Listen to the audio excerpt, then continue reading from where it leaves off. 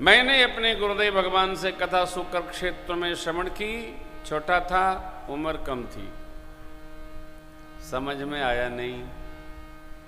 कथा एक बार में समझ में आती नहीं है, इसलिए कथा को बार बार श्रवण करना चाहिए। कथा में रति होनी चाहिए, मति की गति होनी चाहिए। और एक कथवा जितनी बार सुनब उतने बार भाव अलग अलग अलग अलग बनता। कथा जीव की चेतना का ऊर्ध्वगमन कर देती है। जगत में जो चेतना फैली रहती है, भगवान की कथा उस चेतना को समेट कर और भगवान में ही रमा देती है। छोड़ना पकड़ना कुछ नहीं। कथा सुने सुने सुने सुने सुने सुने कथा वहां पहुंचा देती है जहां जीव का आत्म तत्व उपस्थित होना चाहता है। बस भाई, नदियों का जल कहाँ जाता है? डगरते डगरते डगरते डगरते डगरते डगरते सागर में, गंगा सागर पहुंच जाता है। धरती तो ऐसे नहीं है, धरती तो सम है, लेकिन ये जल चलते चलते चलते चलते वहां जैसे पहुंच जाता है, ठीक इसी प्रकार कथा सुनते सुनते सुनते सुनते जगत गुरु भगवान आदि शंकराचार्य ने कहा ब्रह्मसूत्र में, जीवो ब्रह्मैव नापर। जीव भी वही तत्व है जो प्रभु है। तो वो प्रभु अर्थात जल का जस्र सोत समुद्र, एक कथा भगवान की शरण में लेकर के जीव को चली जाती है। कुछ करना नहीं पड़ता।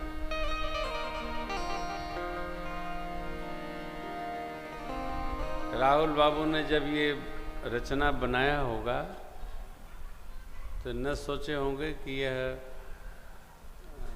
स्वरूप ऐसा आएगा। मैं पहली बार आया था तो मैंने इनसे कहा कि लाला, ये यात्रा रुकनी नहीं चाहिए, ये यात्रा निरंतर चलनी चाहिए। क्यों? यही आपको भोले बाबा की शरण में लेके जाएगी। यही हम लोग जब कथा करना प्रारंभ किए तो करते थे। ये थोड़े जानते थे कि कथा में 4 घाट हैं, 4 वक्ता हैं, तत्व विज्ञान है, भगवान का साक्षात्कार का स्वरूप है, बोध है। कुछ नहीं जानते थे। विद्वानों से सुनते रहते थे, तुलसी ने लिखा, तुलसी ने लिखा, तुलसी ने लिखा। अब बाद में जब गति किए, इसमें प्रवेश हुआ, तो पता चला ये तो बाबा अपना कहीं नामे नहीं कह रहे हैं कि सब भोले बाबा ने रचा रचि महेश निज मानस राखा। तो ये मति की गति धीरे धीरे श्रेय श्रेय कथा श्रवण करने मात्र से, भगवान की सेवा में रमने मात्र से जीव वहां पहुंच जाता है जहां उनका अंतिम लक्ष्य है। निरंतर चलनी चाहिए, विश्राम नहीं, रुकना नहीं, चलती रहे चलती रहे। अब देखिए, सर्वप्रथम क्या है? सर्वप्रथम जीवन में कर्मकांड उपस्थित होता है। कर्मकांड माने हम भगवान के भजन पूजन के निमित्त जो व्यवहार अपने शरीर से करते हैं, इसका नाम है कर्मकांड। कर्मकांड जीवन में 100% अनिवार्य प्रोग्राम है। स्नान करिए, आसन जमाइए, भगवान के सन्मुख हाथ जोड़िए, जो आपकी परंपरा है तिलक चंदन लगाइए, जो गुरुदेव भगवान ने आपको मंत्र भेंट किया उसका थोड़ा जप करिए, जो ग्रंथ आपका प्रिय हो उसका पारायण करिए, पाठ करिए, कुछ अपनी यात्रा के लिए भी पाठ पारायण करिए, फिर भगवान की थोड़ी सेवा करिए। ये सब मिला के कर्मकांड है। यह कर्मकांड सभी मनुष्य के जीवन में अनिवार्य उत्सव होना चाहिए। थोड़ी करो, 20 मिनट करो, 5 मिनट करो, कुछ नहीं बनता है। सूर्य भगवान को प्रणाम करके अर्घ्य दे डालो, ब्रह्म गायत्री का जप कई डालो, अरे नहीं करते हो यार, ओम नमः शिवाय कर डालो, कुछ करो। कर्मकांड से जीवन का प्रारंभ, शुरुआत होनी चाहिए। जिसके जीवन में कर्मकांड प्रारंभ हुआ उसके जीवन में भगवान की भक्ति स्वतः ही उपस्थित होती जाएगी, करना नहीं पड़ेगा। देखो, न कर्मकांड क्रिया है न भक्ति क्रिया है। कर्मकांड क्रिया नहीं है, कर्मकांड व्यवहार है। कैसे? अब इसे समझिए। स्नान करते हैं, कई लोग 20 मिनट खाली बबरी झारत हैं।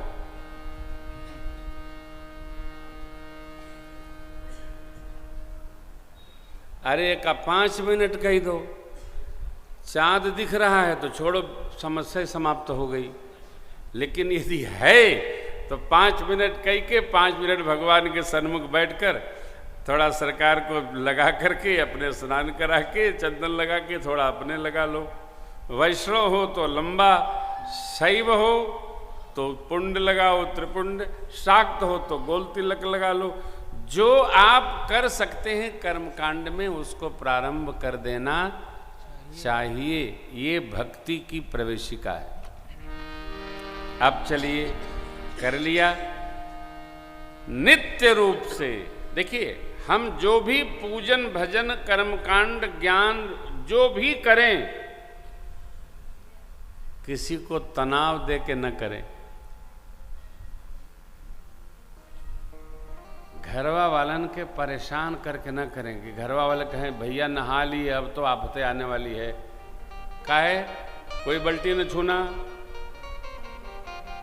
कोई लोटा नहीं छुएगा, पूजा की थाली नहीं छुएगा। अरे आप भगत हैं कि विपत हैं? हैं? फूल उतार के लाए हूं, कोई फूल न छुएगा, छोट लड़का छू दिया तो मचा गदर। ये ड्रामेटिक भजन जीवन में न आने दें। देखो, यदि आपका छोटे बच्चों में ममत्व नहीं है तो फिर बंदऊ बाल रूप सोई रामू का क्या मतलब है? कृष्ण भगवान की लीला दर्शन करेंगे, आंसू बहाएंगे, घर के बच्चे छू दिए तो आफत मचा देंगे। नहीं, भक्ति गंगा जलवत होनी चाहिए, क्योंकि राम भक्ति गंगा जल ही है। राम भगति जहाँ सुर सैरी धारा, राम भगति जहाँ सुर सैरी धारा, सरसई ब्रह्म विचार प्रचारा, सरसई ब्रह्म विचार प्रचारा,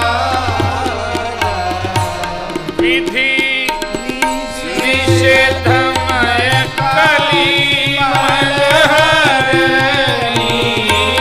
विधि निषेधमय कली मलहरणी,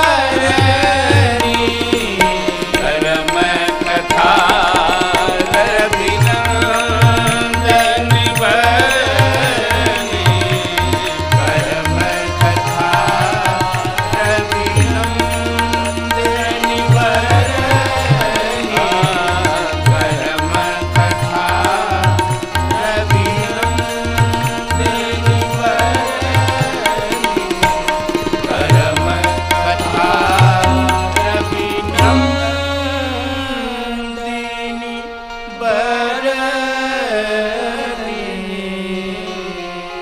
गंगा जी का थाह है, राम भक्ति का थाह है। राम भक्ति में डूबने का कोई खतरा नहीं है, सीधा साधा काम है। परंतु यमुना जी में अथाह जल है। यमुना भैया कर्म नदी है, जैसे कर्म व्यवहार का कोई था नहीं है। आप यह पता नहीं लगा सकते कि हमारे जीवन में क्या कर्म करना है और क्या शेष है जो आगे करेंगे। गृह कारज नाना जंजाला, यही जंजाल कर्म विपाक है, कर्म व्यवहार है जो हम लोग करते रहते हैं, समाप्त होने का नाम नहीं लेता। सरस्वती मैया ब्रह्मवाद हैं, जो प्रत्यक्ष ने त्रिवेणी जी में माघ मास में ऐसी मान्यता है हमारी आपकी ऋषिगणों की कि कुछ दिन के लिए सरस्वती माता जो बद्रीनाथ से विलुप्त हुई हैं, वो माघ मास में आकर तीर्थराज प्रयाग में उपस्थित होती हैं। भगत के जीवन में ब्रह्मवाद, ब्रह्म चर्चा कभी कभी उपस्थित होता है।